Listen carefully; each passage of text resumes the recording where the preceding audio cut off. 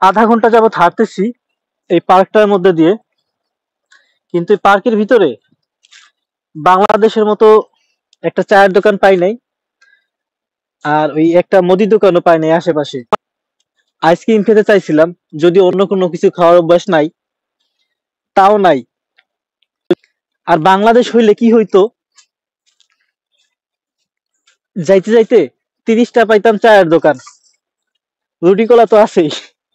আহ এইসব জায়গায় জায়গায় তো দেখা যায় কি জানো, ওই যে কাপল গুলা ওইগুলা তো দেখা যায় জায়গায় জায়গায় রাস্তাঘাটে আশেপাশে বসে থাকতো।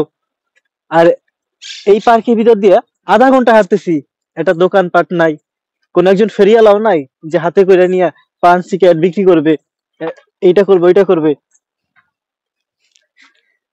শুধু আমাদের বাংলাদেশের জনসংখ্যাই আছে, ওরকম এখনো দিল হয় নাই